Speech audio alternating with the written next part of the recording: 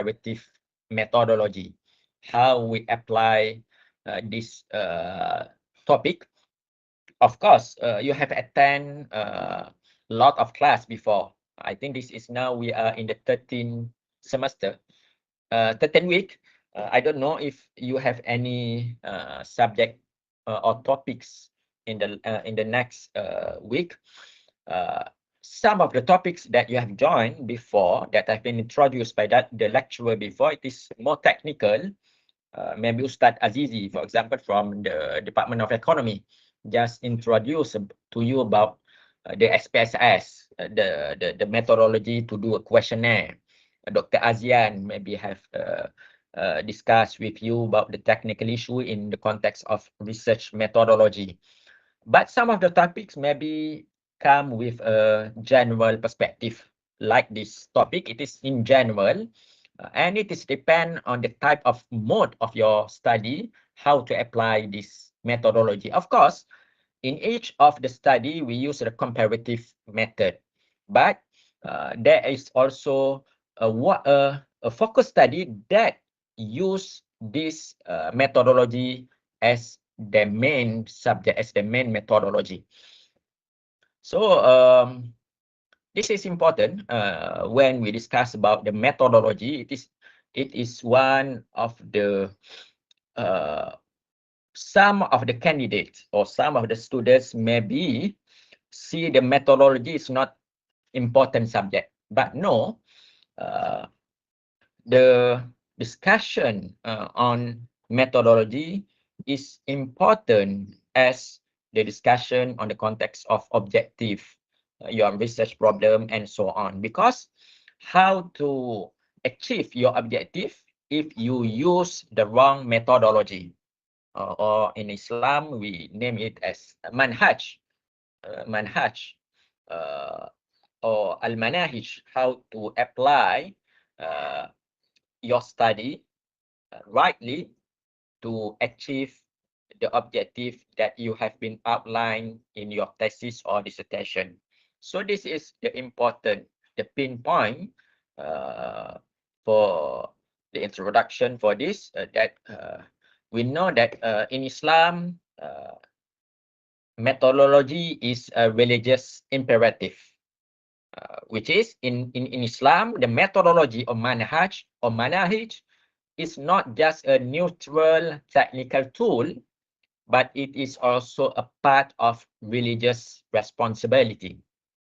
We know that Islam come to us until now, to the billions of Muslims around the world, it is based on the right methodology. Because of that, because of what? Because if we use a wrong methodology, that therefore we can maybe have a wrong conclusions. And Islam is, if there is a wrong conclusion, there will be a deviation in belief or deviation in practice. So methodology is important not just because you take it, not just because this is a compulsory subject you must take, or because it is one you must do because of your PhD or master research. In Islam, methodology is a religious imperative. To make a conclusion about our faith, to know something about the knowledge, we use the right methodology. Because of that, when you open the Aqidah books or Islamic theology, in Muqaddimah or in the introduction, the author, for example, will discuss first about the method. In Aqidah or Usuluddin, they will discuss about the what? Hukum adat, hukum akal, al-hukmul aqli, wal-hukmul syar'i, wal-hukmul adi.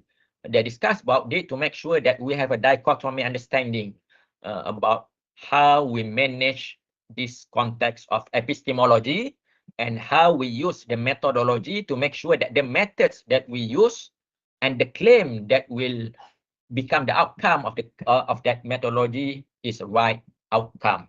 Because if we use a wrong methodology, there will be wrong conclusions. The easy example is for if you want to know about something, if you want to know about what of the population needs, in one place? Is it economy imbalance, or about the justice of the social policy? To make sure you know how we know that the population need that, we must make a survey. We must make maybe a questionnaire or interview some of the population there. This is the right methodology to know something. Another one is, for example, when we want to make a claim about the logic, we cannot use just our sense. We must use the logic and the research in logic. For example, when we want to know that is the number of 5 is large than 1, we use akal, or we use our what we call it as reason and intellect. And also in Islam, we have, in the context of epistemology, what we know it as khabar sadiq, the truth that come with us from report, the right. We name it as dalil nakli. To know the right about the dalil nakli, it is not just with use and we claim it as with reason, but the important is the source. How from the sources, the one sources, then to another, that we call it as salasila or sanad. So methodology in Islam as a religious imperative, and the Quran itself repeatedly emphasize about the knowledge, about the ilm, about the evidence. We name it as burhan or bayinah, and also a verification about tabayyun. Wala takfu ma laysa laka bihi ilm. Wala takfu ma laysa laka bihi ilm. We cannot just follow what we don't know. And we just cannot just make a zone or not a tabayyun dalil as our knowledge. Kul hatu burhanakum. Say, bring your proof if you are truthful, as what Allah Subhanahu wa Ta'ala said in Al-Baqarah 111. So this is, before we start, we must make sure that the methodology that we use, just not because this is our PhD and master studies, but in Islam overall, we use this methodology. And we know that in the early Islamic consciousness of method, we know that the development of ulumul Quran, the development of ulumul hadith, usulul fiqh, and ilmul kalam shows that methodological awareness long before modern academia. So this is the first paradigm that we need to clear before we start. We use our methodology. And also in Islam, we never separate between belief, method, and ethics of knowledge. We never separate 1 belief, 2 method, and 3 is ethics of knowledge. It is three of this. We blind it and become the Islamic knowledge about the belief, methodology, and ethics of knowledge. In Aqidah, for example, when we deal with the discussion on God, ilahiyat, and then prophethood, nubuwat, and then eschatology, and this is the one term. What the general term is sam'iyat. These are non-empirical realities. We cannot therefore measure the empirical realities of God, or the report on the ghaibiyat, about the hereafter, about what happened in the hell and paradise. These are non-empirical realities. So therefore in Islam, we have a clear epistemological rules to solve these non-empirical realities.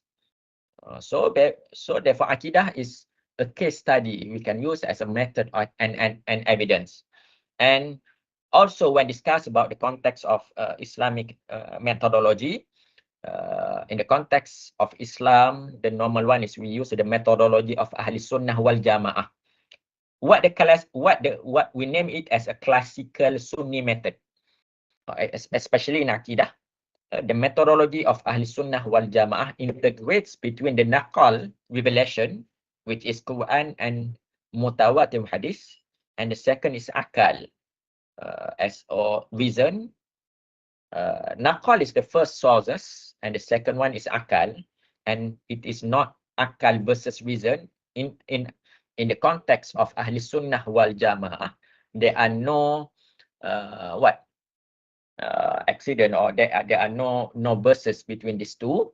Akal is akal. The role of akal, or the role of reason, is an instrument and not independent authority. So therefore, when you, I think some of you may be non-Muslim,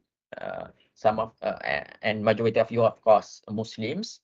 We must, in the context of this understanding, this is what our Sunni method, which is naqal, revelation, Quran, mutawatir, sunnah. We, in the context of methodology, in the context of Aqidah, for example, it is qat'iyyatu thubut wa qat'iyyatu dilalah. Qat'iyyatu thubut wa qat'iyyatu dilalah. This is for the context of Aqidah, for example. And the second one is akal, reason, that is as an instrument to understand the nas, or to understand the first source. And the third is the ijma, or in English is scholarly consensus. So this balance was articulated by scholars from the early age until now, and we can see it in a major works by the great scholars since years 700 until now. So therefore, when we discuss about research methodology, comparative methodology, before we go deep about that, we must make sure that we understand this first. In the context of Islam, what is research? What is methodology? Why methodology is so important, not just for academic field, but also in religion itself, to make sure that when we believe something, the belief is right, we've used the right methodology. So one of the important understanding in the context of methodology is about the epistemology. What is epistemology? Epistemology is a theory of knowledge. What is knowledge? For example, the knowledge, epistemology is the knowledge about knowledge. Therefore, the philosophers discuss about the definition of knowledge, how it is acquired, and what counts as a valid evidence. Why it is valid and another one is invalid. In Islam, we name it as masadir al-ma'rifah or nazariyatul ma'rifah. Some of them name it as hujjiyah ad-dalil, hujjiyatul dalil.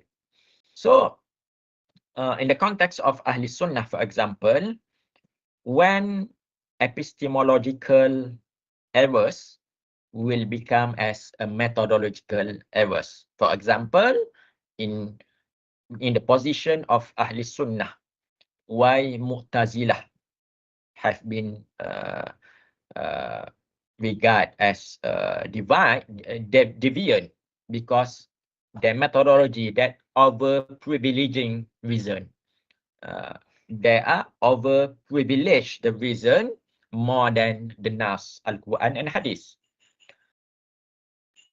In Ahli Sunnah, for example, also why we position Hashwiyah as deviant, because they make a methodology, literal methodology without a rational discipline. And why Batiniyah, Ismailiyah, for example, in the context of Ahli Sunnah, define it as position that as a deviant, because the esotericism and the Batini methodology without the textual control. So therefore, the doctrinal deviation is often epistemological deviation. So when we go to the context of comparative study, what is comparative study in Islamic research? As what I said before, comparative study is not just a mere description, but it is a systemic comparison. It is based on clear criteria, and also it is guided by methodological self-awareness. In the context of Aqidah, for example, we make a comparison between the Sunni versus Mu'tazili epistemology, or between Islamic versus Western epistemology, or between the classical versus the modern approach to belief. So therefore, when we make a comparative method, it does not requires the data, but the understand of each system from within. If we go to the introduction here, the comparative study nowadays in the modern context occupy a prominent place in the social science and religious studies.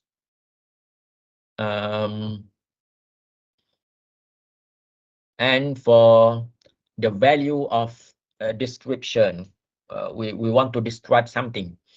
What happened, what the phenomena that happened at that time. So we make a comparison between the normal one and the abnormal situation. We want to make explanations, what happened, what the case studies. We make a comparison. Or we want to interpret something of reality that happened that can be made. So also we make a comparison. So therefore, in the context of aims, why we use the comparative approach to our study, it's for construct as an input for the diagnosis of social problems.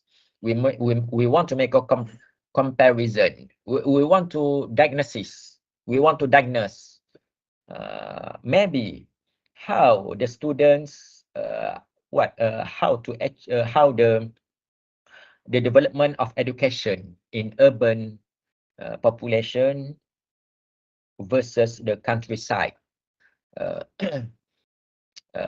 We make therefore a comparison between the institution or maybe the policies that have been developed by the ministry. So that's a comparison. We want to design or we want to develop a public policies. Before we want to design it, of course, we must look back what the already policies that have been implemented before that.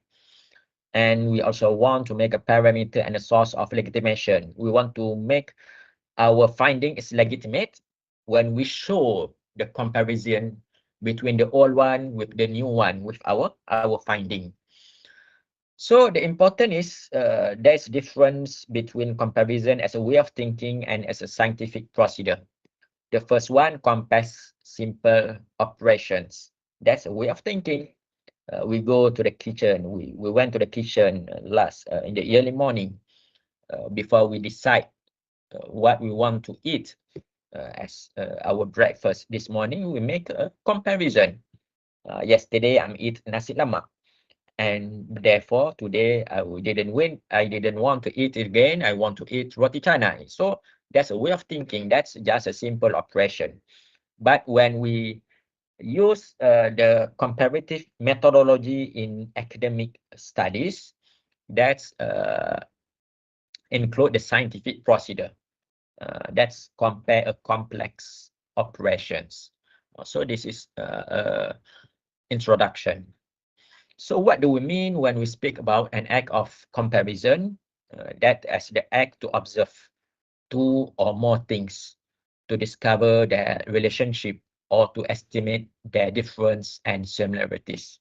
So that's an act that we must not just observe two or maybe more things to make sure that we can elaborate and identify the relationship or the difference and similarities between the two or more things that we want to compare. In the context of epistemological language, comparison as an intellectual operation through which the states of one or more objects are checked on the basis of at least one common property. What is the one common property?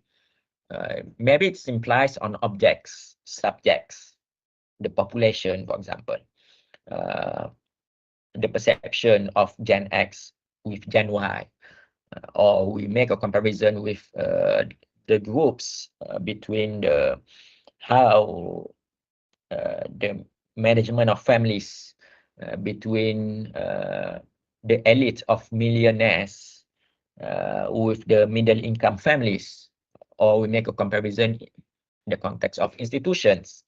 What the policy of Islamic banking in Malaysia with the conventional banking, what their policies, what the difference between it, or a comparison between cities, and how the development of Islamic policies in the urban renewal act, for example, in the in Eastern Peninsula, we compare it with Western Peninsula. So that's what I'm defined epistemological language of comparison is the basis of at least one common property. We have at least one property, whether it is objects, the state of objects in this property, and the point of time in which they were relieved. So that's a subjective or relative context in one property, but we must make sure that we know and we understand well about it.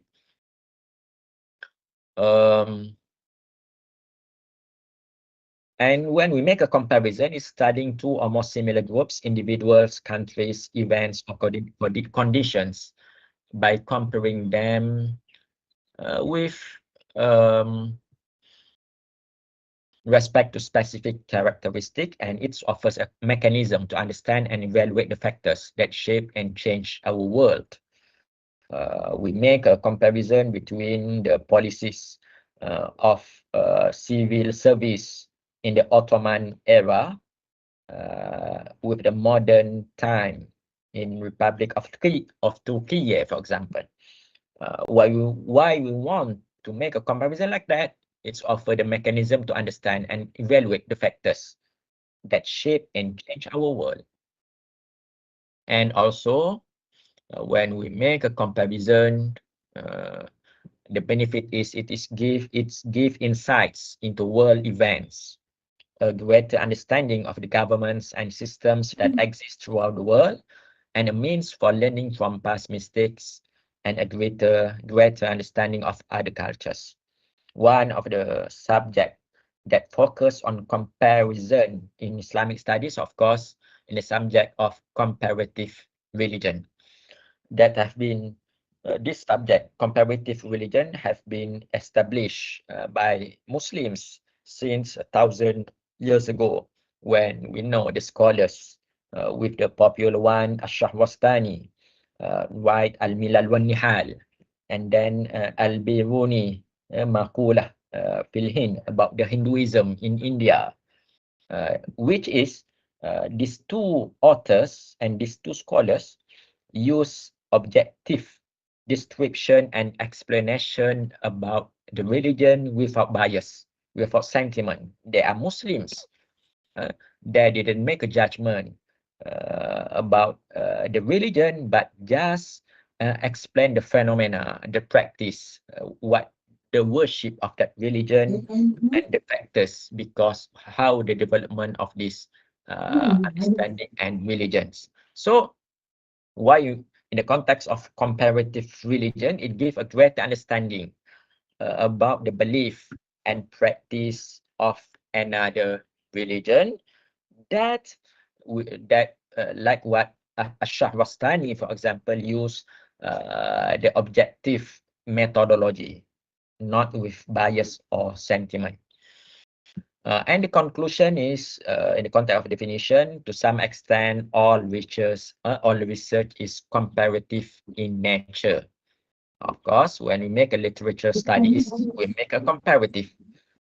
When we make a past, when we read a past study, we evaluate, and then we make an analysis, and then we give a conclusion.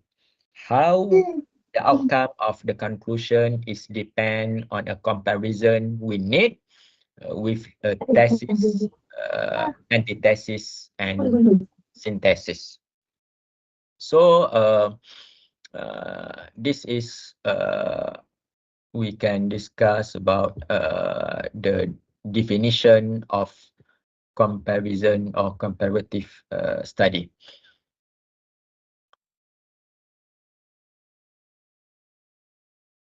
And for the context of development, in social science, comparative studies arose in Greece in the 6th century, parts of the emergence of episteme or epistemology and philosophy. And in the discussion of philosophy, the philosophers question about the representation and the cognitive tradition of their own people. How and why we use this tradition, we use these norms, how we regard these values as positive and the versus one as negative. So they question the representation of the norms and epistemology at that time. And the inquiry of the tradition of other peoples 1,000 years ago before globalization, the humankind not clash. The clash between the civilization is the clash on the context of war. Some of them with economy, but not just like our time. They have a lot of inquiry about the other tradition. Herodotus, for example, use the comparison methodology to know about another tradition.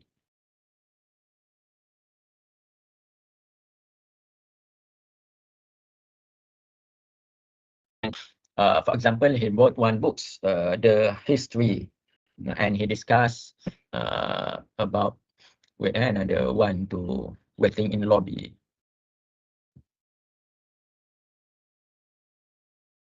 In history, for example, he write about the two ethnic, two tribes, which is one is a Greek people and another one is a Kalatia tribe in India. Yeah, you can read his description, but from that book, he want to introduce what the meaning of relativism at that time, which is the values of the good and bad at this is different between the value of good and bad at, in India. So this is one of the methodology why comparison is important. And its rise to extreme popularity began after World War II. And the major factor is, of course, globalization. That is the desire and possibility for educational exchange and intellectual curiosity about other cultures. And the second one is the major factors is information technology. Of course, in this time, the social media that enable greater production of quantitative data for comparison, and international communications technology has facilitated this information to be easily spread. So we now become a global village, not just a global world, but a global village. We can know something 1,000 kilometers from this city in 1 or 2 seconds from now. So this is globalization that give a rose to this kind of research. But maybe in the context of when we discuss about the modern comparative research, of course, it gives a challenge and cautions. It gives challenge and cautions when we use a methodological colonialism. when we use a methodological when we use a Western methodology as a universal norm, for example, what the meaning of methodological colonialism here?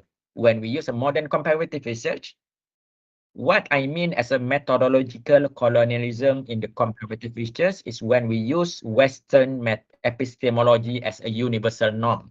For example, we reduce the discussion and discourse of religion just to sociology. I repeat again, what the meaning of methodological colonialism? Methodological colonialism is when we use Western epistemology as our universal norms, which is one of them is reduce religion to just sociology, or we focus it just for anthropology or any logos discussion in the context of humanities. In Islam, it is not. Islam is not under social science and humanities, because the discussion in Islam is more than that. We can know from what the subject that have been introduced and that have been taught in the universities of the Muslim world around the world. In early Islam, we don't separate between the discussion of science with the power of divine in the context of divinity. There is no separation between it. So when we discuss about religion, we cannot reduce it just in the discussion or discourse of just sociology, because what sociology is about the social discussion and relation between humankind and cultures. So when we close the door of the religion to just a sociology, religion therefore become the discussion about the humankind and norms, not about the sacred, not about the holy perspective of Al-Quran and Al-Hadith as a revelation. The second one is when we use Western epistemology as our universal norms and methodology, we will treating revelation as myths, uh, like the stories in the Quran about the in the old times about the Prophet Noah and the peoples of Noah when they decline the da'wah of Prophet Noah and then become the big flood that happened in the world at that time. In the discourse of the modern sociology, they regard it just a myth, not as a revelation. Therefore, in Islamic epistemology, we treat revelation as revelation, which we use the correct and the right methodology to make sure that's a revelation. Not all dreams or not all claims by someone we can regard as revelation. In Islam, when we position revelation as the holy sources, that's not because just a claim, but they have a methodology and the proof and evidence to make sure that is revelation, and another one is a myth. And that we need a long time to discuss about it. And the third is when we use a methodological colonialization, we use a Western epistemology to our method. We the outcome is we will explain belief purely psychologically.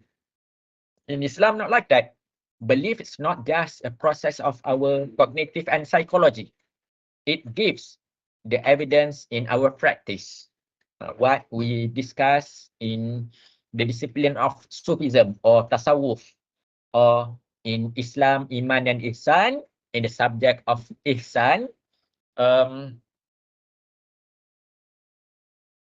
we just not explain belief in the psychology perspective, but also in the context of practice and worship.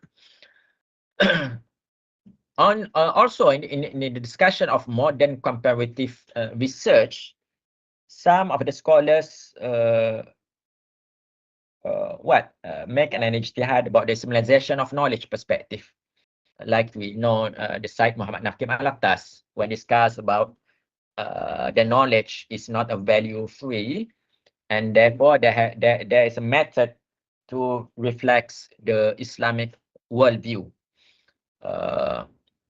And in the discussion of modern Islamic studies,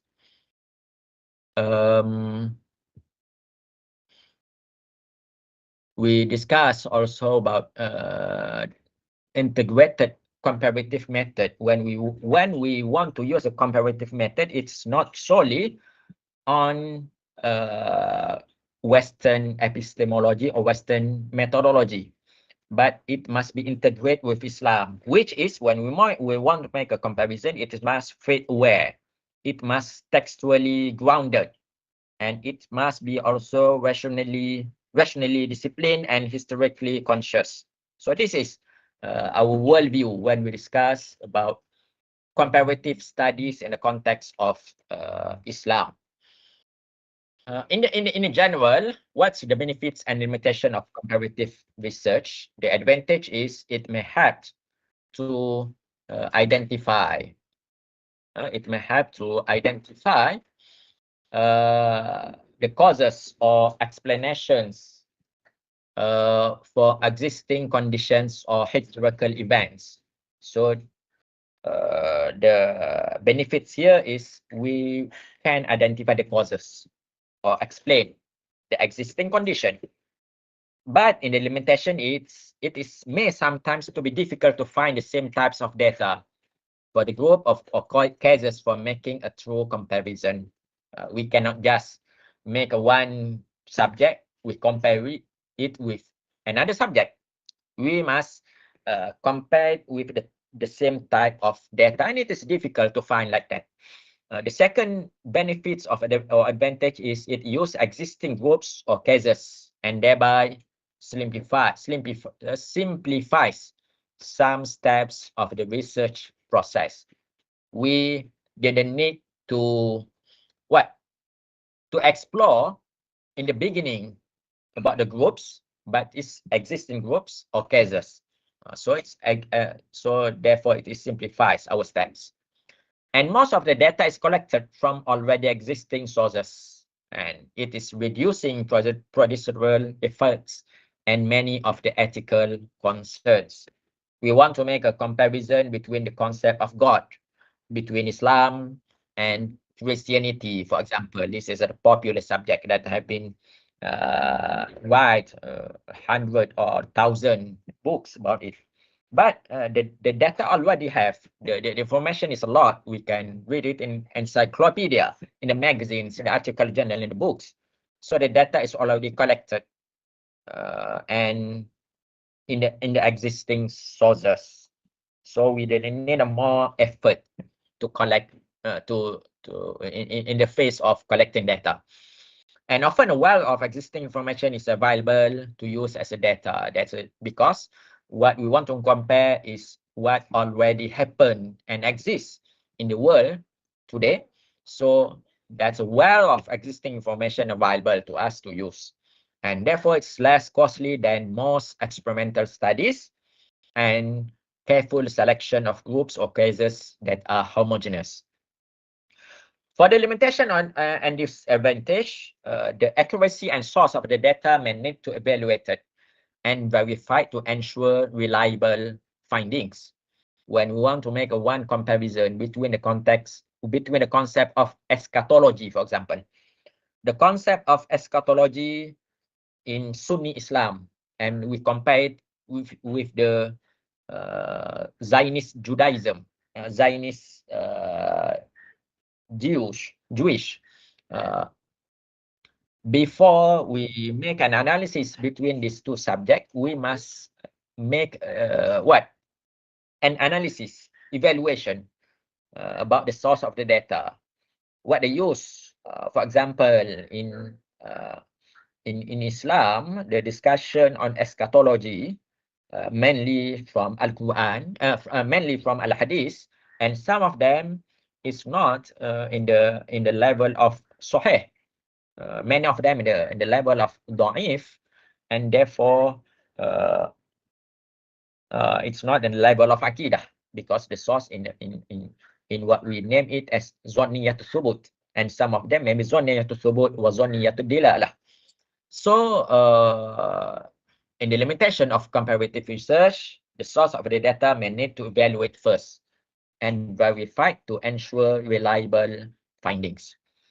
And the findings from comparative research shall be reported as showing a possible effects, not the final one.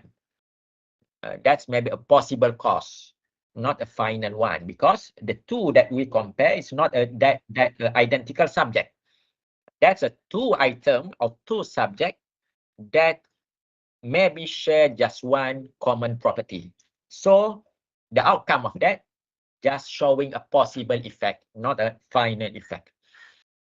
And then a cross-national comparative study. This is one problem, which is to gaining access to comparable data may be an issue. The comparable data from a particular country may not exist or may have been destroyed. We want to make a comparative between the makhtuta or the old written that have been not published in the one museum in Istanbul, for example. We want to make a comparative comparison with another makhtuta in Baghdad, for example.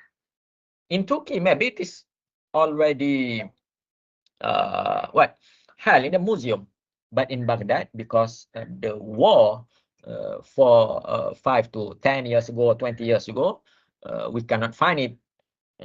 Or maybe if we want to find it, we must have a permission from the authority, and it is not easy. So to gaining access to comparable data may be an issue, especially for the comparable data from particular country that may have been destroyed or not exist anymore. And the last one is the group of cases are chosen from a predetermined subset and not selected randomly. And this negatively impacts the ability of the research to generalize the findings. And this is the limitation that we can discuss it more, but it is depend on your subject of study.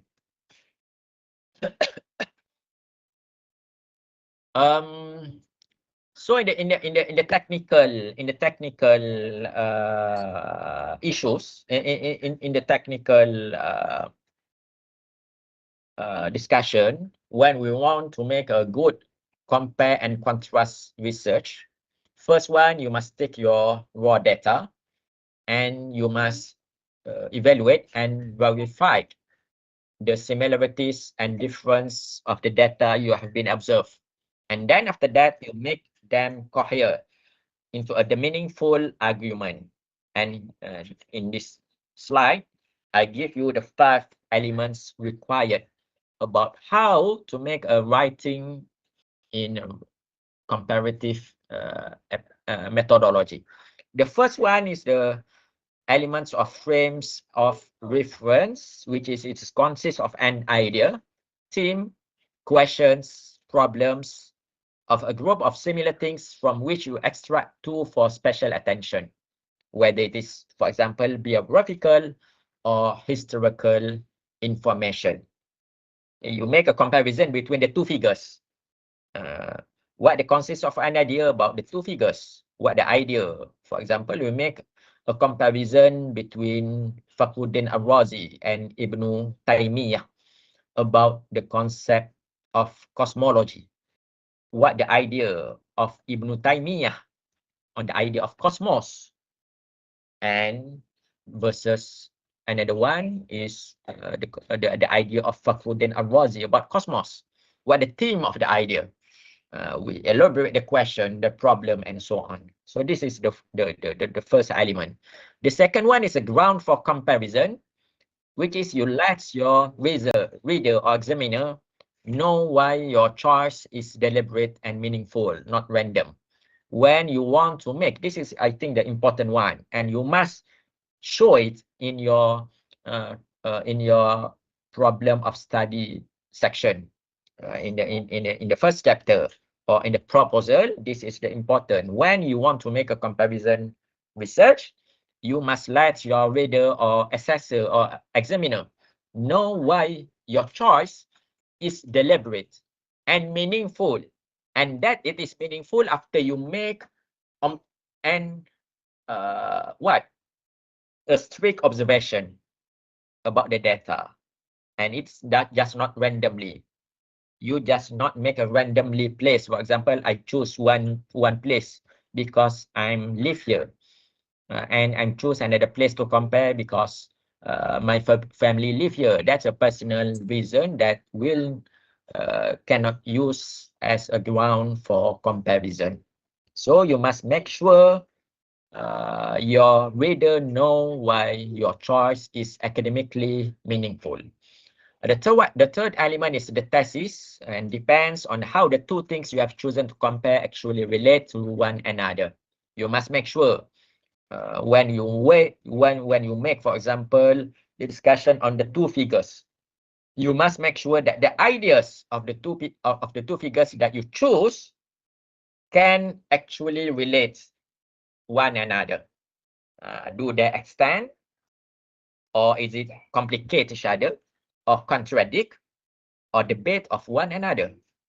So that's in the context of thesis. You must make a meaningful analysis about it. And the fourth, in the context of technical, is organizational scheme. In the text by text, in the content, you can discuss all of A in one chapter, and then all of B in another chapter. Or maybe you can include two of the ideas in one. This is especially in the analysis chapter, in the fourth, or maybe in the fifth chapter. You can describe it, explain it in point by point when you alternate points about A with comparable points about B. This is what we name as organizational scheme. And the last element is the linking of A and B. This is also especially in the analysis chapter. When you use in text by text, don't forget to use transitional expression of comparison and contrast. Similarly, moreover, likewise, conversely, on the other hand, this is important because some, for example, my candidate, my student in whether in master or PhD, they know about this, the transitional expression, the elaboration academically, but some of them just put it in their mind, in their reason. They don't they don't write it, they don't pinpoint it in the thesis, in the content. Therefore, the reader cannot link one idea to another idea. And one of the advice which I always give to my students, when we choose one topic of our study, whether in master or PhD, we must make sure we have a clear objective. To make sure that to achieve the clear objective, we also have a clear methodology. If we didn't have a clear objective, the vague objective, we cannot use the right methodology. So to make sure that we use the right methodology, we must make sure first we have the right objective. The objective is the main of our research. The examiner will measure your PhD or master as success or not depend on your objective. Is it your research is achievable? They will see it maybe in the fifth or fourth your fourth chapter. How to achieve it? How to achieve it? Maybe it's just a sub, but the main is it your objective have been achieved from chapter 1 to chapter 5, sometimes chapter 6 or 7. And then after you choose your objective, the manifestation of your objective and the meaningful of objective can be manifest with the subject, with the title of your research. Therefore, in our system in University Malaya, the what? The verification of your thesis title is not in the phase of first semester, or it's not in your proposal defense seminar, but the verification of your research title is in the end of your semester, in the end of your study. Before you conclude your study in in the last chapter, you discuss with your supervisors or supervisor, and then you register your title, and the department will discuss about the relevance of your title, and the academician and at that time at that department, and the expert at that department will then verify it is passed or not. After that, there will be a point that your supervisor will appoint the examiners for PhD. There will be one internal examiner and two external examiner. If master, just one internal and just one external examiner from another university.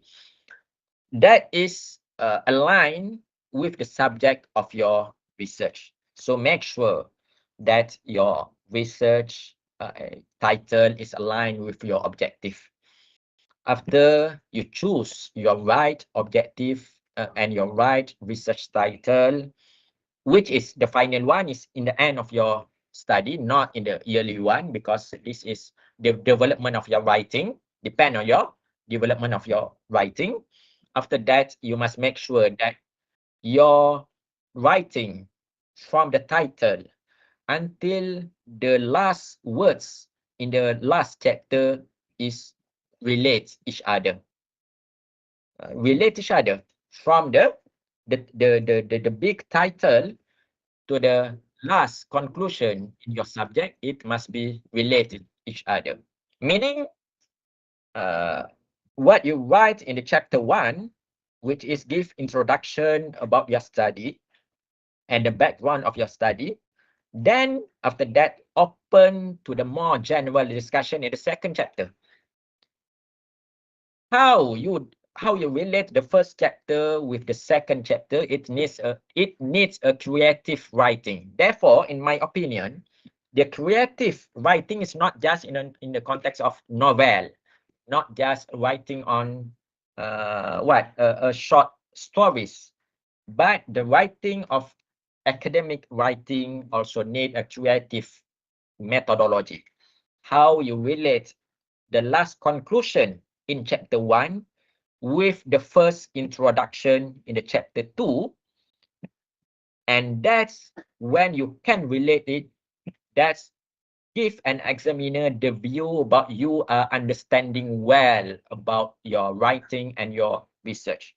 When we as example, we as examiner see that the first chapter, the second until the last is relatable, we can see that you have the right worldview and the right understanding about your research. Until we know that the first, second, third, fourth is not, it is depend each other and it's relatable each other. This is what I'm said as a comparison.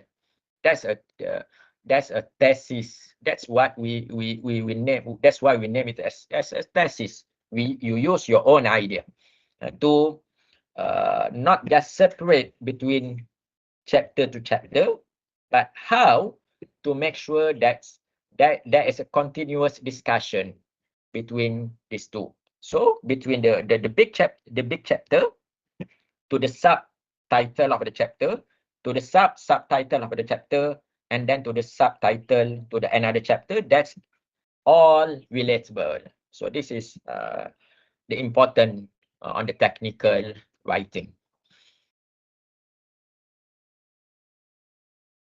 And then this is an example about the comparative study in Islamic studies when we use comparative research. How is the example of the study that have been conducted by the researchers before. There's a lot of studies that use this methodology. For example, the comparative study of the performance of Islamic and conventional banks. The common property here is two. One is banks, and the second one is Malaysia. So the scholar, the author must verify the data and how to make a comparative between these two. Also, like I said, there's a lot of study on comparative religion that use this approach, this methodology. For example, like this one, a thesis on Satan in dialogue with God, a comparative study between Islam, Judaism, Christianity, and so on. And also a comparative study of the Nation of Islam and Islam. And this is one of the organization, a big organization in US. Or the effects of the global crisis on Islamic and conventional banks, also about institution, a comparative study on institution. We also can make a comparison between the two systems. For example, a comparative study in Islamic religious education in Influence and Ireland. Or we make a comparative study on hukum, on muta'ah, marriage in Sunni and Shiite. Or maybe about a comparative study of mindfulness, efficiency based on Islamic spiritual schemes, and cognitive behavioral therapy on reduction of anxiety and depression. So there's a lot of example I can show you here. The important is when we use this comparative method, like I said before, it must be systematic, which is we must identify which one is similar and another one between the subject. And therefore, it involves comparison across Islamic and non-Islamic traditions, or internal Islamic schools of thought, or historical and contemporary practice. How the Muslims in the past practice this one issue, and we compare what have been happened nowadays. So in the discourse of Islam, when we make a comparison of study in Islam, why it is matters? It is matters in Islam because it's the first highlights the diversity of Islamic tradition, the diversity of Islamic tradition that have been permitted to be in the context of ikhtilaf. And then when why comparative studies matters, because it fosters broader interfaith understanding. When we make a study about inter-religious dialogue or interfaith dialogue, or a comparative between the two dogmas or the two theology perspective, it fosters a broader interfaith understanding about another faith. And also, when we make a comparison between the two understanding, for example, it matters because it addresses sometimes misconceptions about Islam. Some of the Muslims may be attracted to the radical Islamic perspective by maybe Al-Qaeda or ISIS and the way of thinking. So we make a comparison between the Ahli Sunnah perspective on, for example, Ahli Sunnah on states or the modern states, and we compare it with the radical militant Muslims and their perception about the state. So it's addressed a misconceptions about Islam. And in a core, I share this in the core areas of application in comparative methods. In Islam, we compare text by text. For example, Quran with Bible, or with Tanakh, or we compare between the figures with figures of Tabari versus Ibn Qasir in the Tafsir methodology. We compare text, which we compare in the context of contextual analysis of language. How the Quran elaborate one of the issues, and how the Bible explain the same issues about it, and also about historical settings, how the methodology of tafsir by Ibn Qasim have a different between Fazlur Rahman, for example, in his major themes, his major works. The comparative method also include the comparing doctrines and theology. For example, between Tawheed and versus Trinity, or between Maturidi Islam versus Calvinism in Protestant.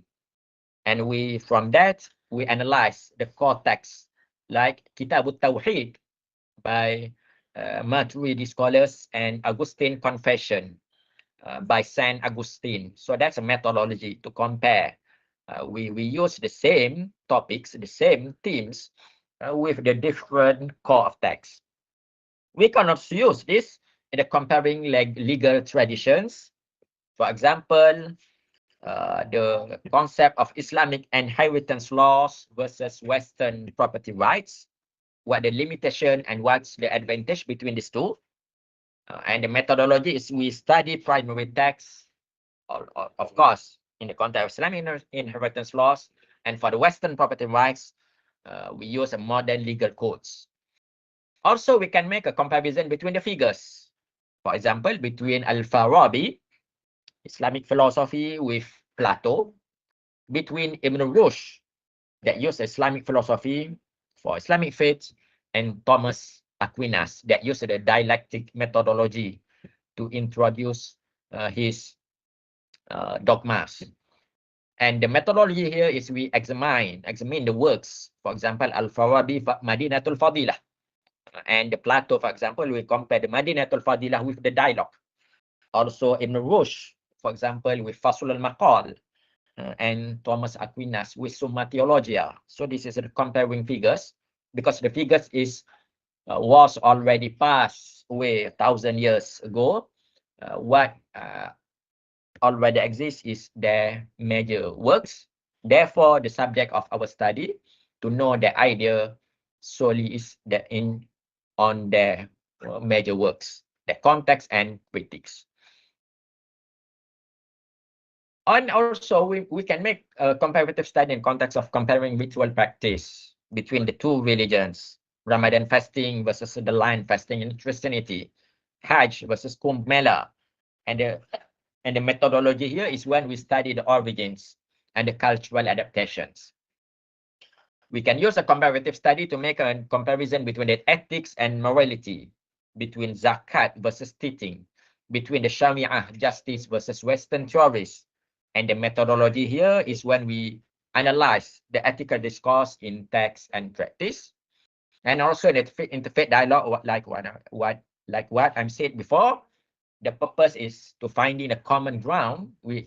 Because if it is not to finding a common, we don't name it as a dialogue, and we just name it as an interfaith comparison.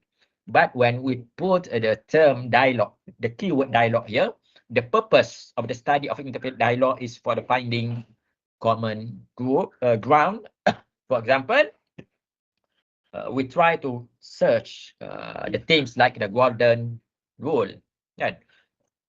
And what's the impact when we apply this dialogue, for example, to reduce tension through the shared values. Also, in the historical developments, an example between the Islamic Golden Age versus the European Renaissance. We know there is some discussion from the modern scholars, from the Muslim modern scholars. One of them critiques about, is it Islam have achieved the Golden Age, or the Golden Age is just in the part of the West, the part of the Muslim world, or just in the context of some subjects, not all. And also, this is important. We know some of the Muslim modernists in the early 19th, or in the late 19th and the early 20th, try to introduce what he named it as Protestant Islam, when he hypothetically show that the Muslim that want to be developed must follow what the European have been before in time of Renaissance. So he introduced the term like Islamic Protestant to make sure that the Muslims can follow and adapt and implement in their life and in their public policies the Western values. So we examine these sources and we examine the historical records and we make a comparison. We make a thesis, whether it's to agree or disagree about these claims. The comparative in Islamic studies also involve the social movements, for example, between Sufism and Christian mysticism, with trace key figures and societal influence. Also, the intellectual exchange, the influence of Greek philosophy on Islamic theology, how the intellectual exchange happened in the golden age of Islam in Baghdad, or before that, how the Greek philosophy give influence not just on Islamic philosophy, but also in Islamic theology, which is Kalam. Yeah. So in the methodology, we use the intellectual dialogues and translations. So like I said before, and same with the last slide, in the methodological steps in comparative research, we identify the subject for the comparison, which we choose relevant topics with shared or contrasting the elements. The example like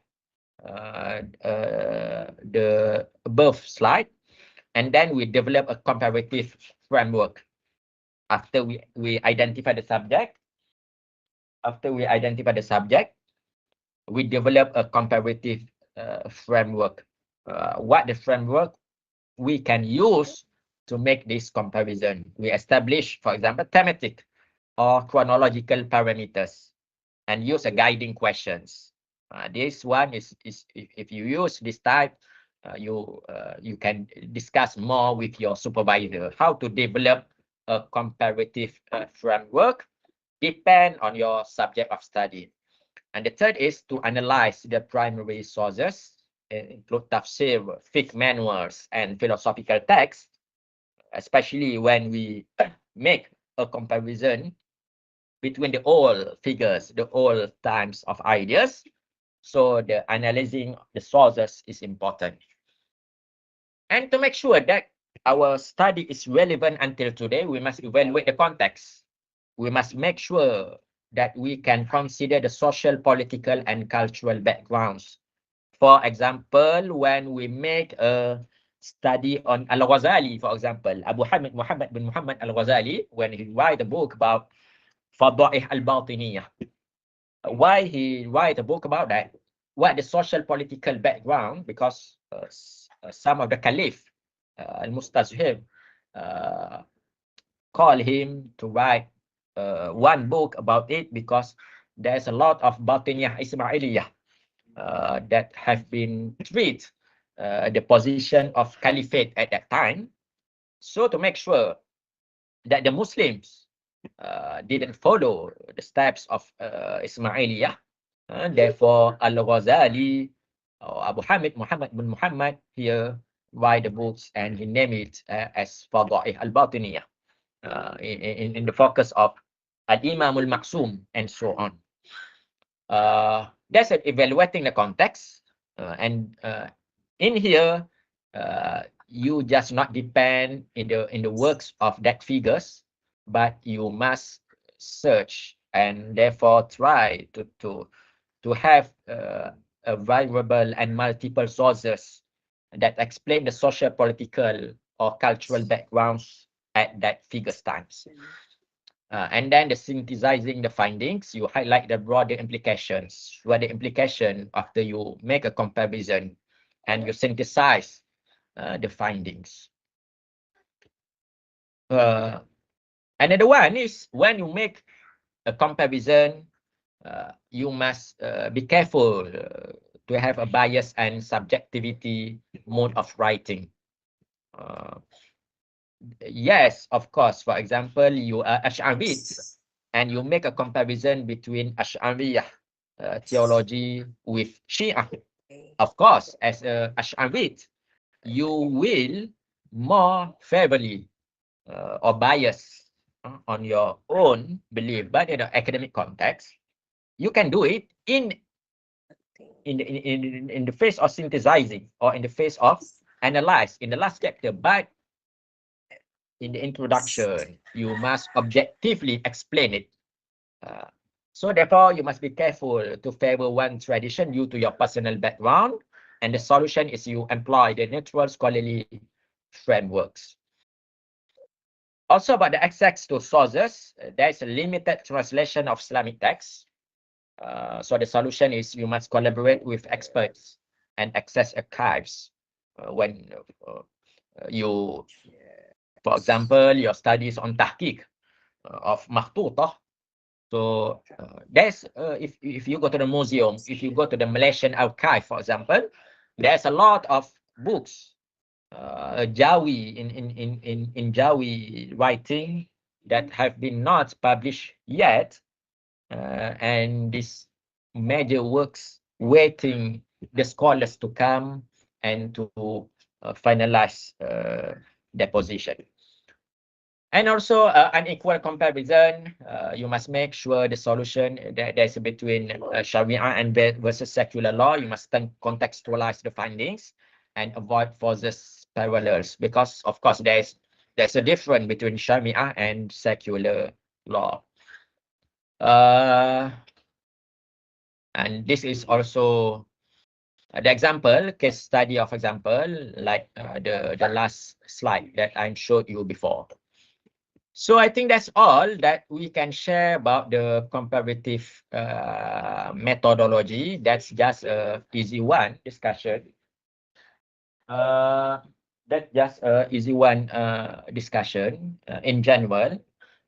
In implementation, you must discuss with your supervisor.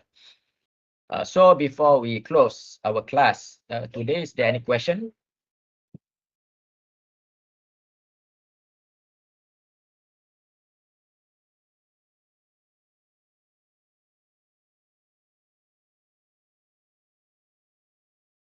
Yeah, Jia Lanting, you have question? Yes, Doctor. Assalamualaikum. Waalaikumsalam. I have question is about what's the methodology you suggest for the comparative studies? Like I writing my research proposal, how do I supposed to write the methodology part? What subject you want to study? Uh, it's regarding the history. History of? History of uh the the Chinese Muslim Zheng He and the Ming Empire to spread of Islam in China and the Malay archipelago. Oh, okay. That's a good subject, but also a vast, a vast Yeah. of study. When you want to make a comparison between these two community, like I said before, you must try to find the common property between these two subjects. Yeah, we know that the shared property is Muslims. There is a Muslim in China, and there is also Muslims in Malay archipelago. But of course, like I said before, when you choose the subject, you cannot choose it randomly because you are maybe Chinese or China, and then you do your study in Malaysia. Therefore, you make a comparison between these two because your background of study is you are from China and you make in Malaysia. It cannot like that. You must therefore build your justification of reason academically, not randomly. Yeah, we know that the two of these communities Muslim, but why you want to make the comparison between these two? Why you not make a comparison between the community in US or Muslims community in Morocco, or between these two community in maybe near the China, like Uzbekistan or Tajikistan? Why with Malay? So I think that's a valid subject. That's a valid research to do. But like I'm said, you must show that you choose these two ethnic not randomly, but academically justified. Uh, and it's depend on your research and the past studies. So that's my opinion about it. Okay, sir. So you suggest me now to compare the state of Muslim in China and Malaysia, right? Cannot Um, compare two states, the you religious condition. Oh, okay. You can compare it. You can compare, like I'm saying, but not just randomly because you make a study here and you make a comparison in Malaysia. You Okay, must you must show why you want to make a comparison between these two. For okay, example, in China, of course there's not an Islamic country, and and in Malaysia, Islam is included in Article 3 in our perlembagaan, in our Federation of Law, and there's a lot of difference between these two. And we know that Islam is come to China, I think 100 or 1,000 years. I don't yes. know thousand, but maybe 1,000 years early than in this Malay archipelago. So I think you can make a comparison between the Islam understanding about it. How is there any factors? Is the time give factors to China and Chinese Muslim understanding about Islam or not? Uh, if let's say Islam have come to China maybe years after, maybe in the time of the prophethood, uh, is there any is there any Islamic education institution that has been established, and how deep the understanding about it, and how therefore the phenomena of Islam when it's come to Malaysia? You can make a comparative like I'm said, but it's depend on your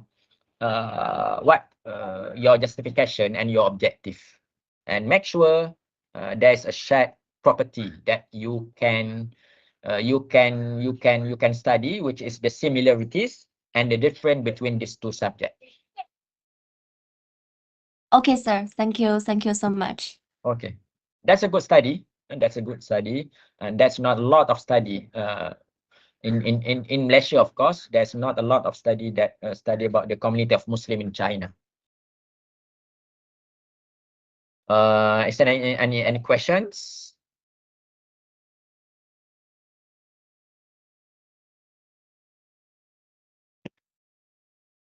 Kalau nak bahasa Melayu pun boleh.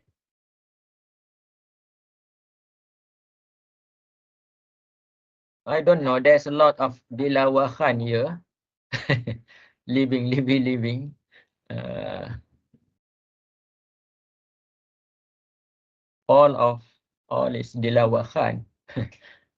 What is another people? There is 39 attendees today.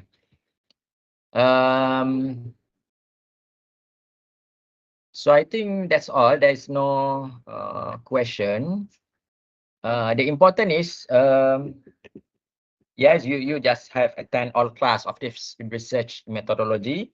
So therefore, the starting is your writing. The important is what all the words you choose to put on your thesis or dissertation. It must be meaningful. You cannot just put the words to make sure that it is what try to not accept the limitation of the format of the faculty, and you just not put the words randomly when you want to start your academic writing. Make sure that all of the words you want to use is objectively justified, and it is meaningful, and it is important. And as I'm said before, it is relate each other. And to achieve this type level of writing, it is on our experience.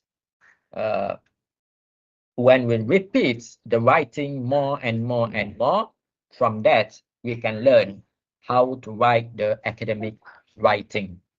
And therefore, the first writing not sufficient, uh, not sufficiently good for your academic writing.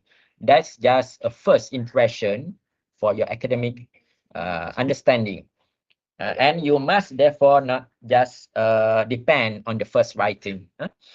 Make sure you always meet your supervisors, discuss with them.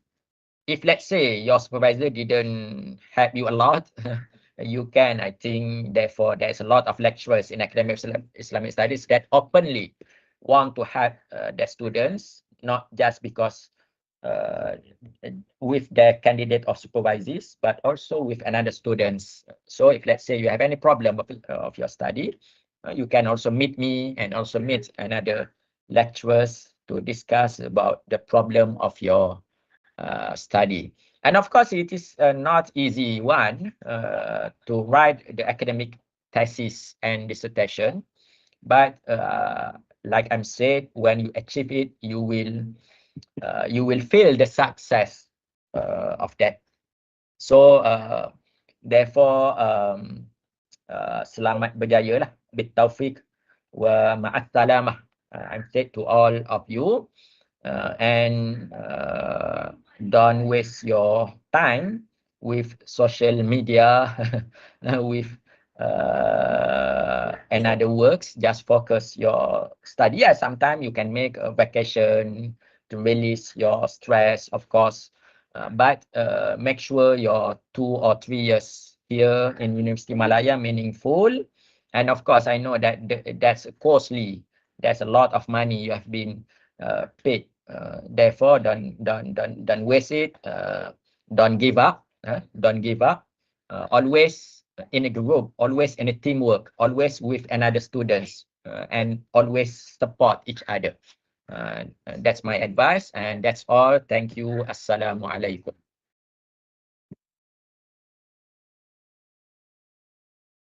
Thank you, Doctor. Waalaikumsalam. Thank you, Data. Waalaikumsalam. Thank you, Doctor. Yeah, welcome. You can leave.